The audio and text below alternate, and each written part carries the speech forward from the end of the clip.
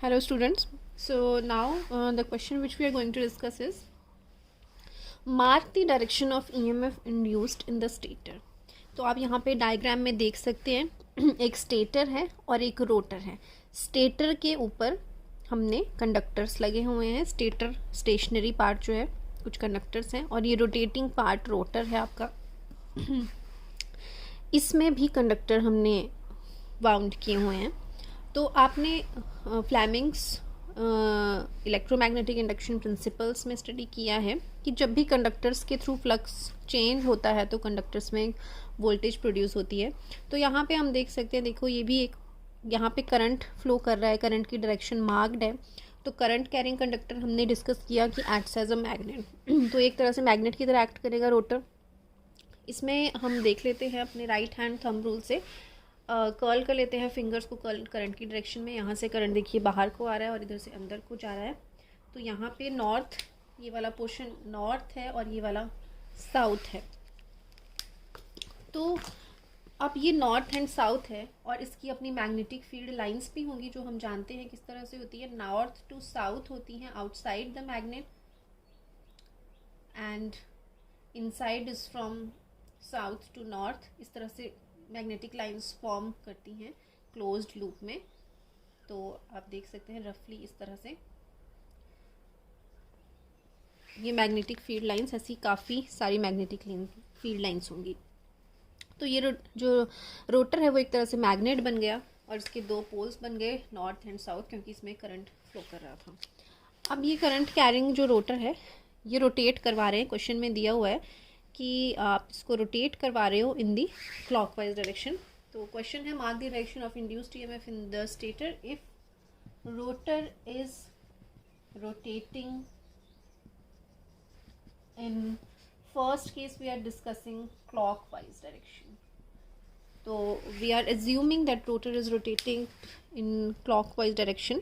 तो जब इसको हम घुमाएंगे तो मैग्नेटिक फील्ड आप देख सकते हैं चेंज होगी इसके कंडक्टर्स के थ्रू.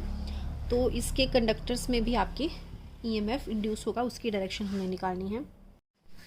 तो सबसे पहले हम एक्सिस ड्रॉ कर लेंगे, क्योंकि यहाँ पे जो रोटर है वो टिल्टेड पोजीशन में रखा हुआ है. इस तरह से नहीं है, सेंटर पोजीशन में नहीं है, ऐसे है.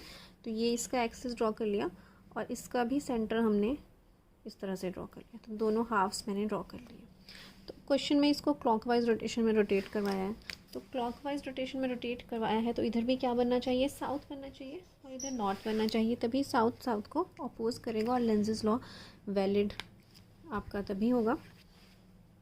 तो पिछले क्वेश्चन में भी मैंने सेम कंसेप्ट आपको बताया था, जिसका लिंक मैं कहीं स्क्रीन पे शेयर कर दूँगी. तो क्योंकि जो ईएमएफ इंड्यूस होता है वो हमेशा अपने कॉज को अपोज करता है और कॉज इस वक्त इसकी क्लॉकवाइज रोटेशन है, तो यहाँ पे साउथ बनेगा ताकि वो उसकी क्लॉकवाइज रोटेशन को अपोज कर सकें, और इधर नॉर्थ बनेगा. अब ये हॉलो का केस है, ठीक है. हॉलो वाले केस में पोल्स किस तरह से बनते हैं वो भी मैंने एक सेपरेट वीडियो बनाई थी, जिसका लिंक मैं डिस्क्रिप्शन बॉक्स में शेयर कर दूँगी. तो आप यहाँ पे हॉलो के केस में हम साउथ के डायरेक्शन में थंब को पॉइंट करेंगे, क्योंकि ये सेंटर वाला पोर्शन हॉलो है तो ये आउटसाइड द मैग्नेट कंसिडर होता है. तो फ्लक्स कुछ इस तरह से आपका बनेगा इसमें. This is your outside the magnet and यहाँ पे इनसाइड द मैग्नेट होता है. तो थंब को हमेशा हम साउथ के डायरेक्शन में पॉइंट करते हैं हॉलो के केस में, आप इतना ध्यान रख लेना.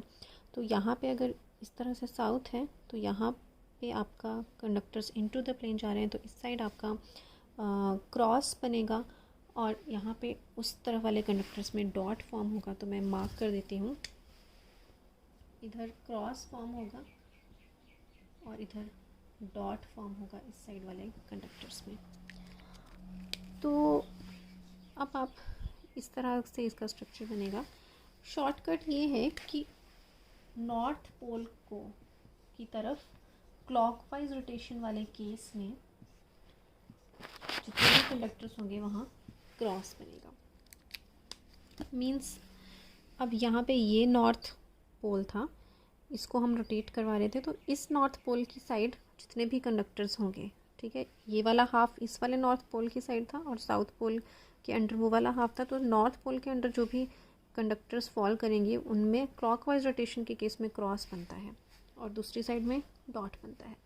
तो वैसे तो क्रैम करने की इसको कोई ज़रूरत नहीं है, बट स्टिल फिर भी मैं आपको बता रही हूँ.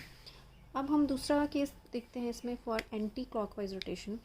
तो एंटी क्लॉकवाइज रोटेशन के केस में क्या होगा, हम इसको एंटी क्लॉकवाइज जब रोटेट करवाएंगे, मतलब इस तरह से रोटेट करवाएंगे। अब हम इस तरह से अगर रोटेट कराएंगे तो साउथ को अपोज करने के लिए इधर क्या बनेगा, साउथ इस साइड बनेगा, और इधर इस नॉर्थ को अपोज करने के लिए इस साइड इस तरफ नॉर्थ बनेगा, क्योंकि इस वक्त रोटेशन आपकी इस तरह से है। तो इस तरफ नॉर्थ बनेगा, इस तरफ साउथ बनेगा। और आप जानते हैं हॉलो के केस में साउथ की डायरेक्शन में हम थंब पॉइंट करेंगे, तो अब करंट्स की डायरेक्शन इस तरह से आएंगी, इस तरफ इनटू द प्लेन आएगा, मतलब इस तरफ क्रॉस बनेंगे और इस तरफ अब डॉट बनेंगे। तो एंटी क्लॉकवाइज के केस में उल्टा हो जाएगा, इधर अब क्रॉस बनेंगे और इस साइड हमारे will form dots on this side, और इस साइड डॉट फॉर्म हो गया। तो एंटी क्लॉकवाइज के केस में नॉर्थ पोल के अंडर जितने भी कंडक्टर्स हैं उधर डॉट फॉर्म होता है। तो ये एक शॉर्टकट है। So I hope you understood the lecture. Thank you. Like, share and subscribe my channel if you like the content.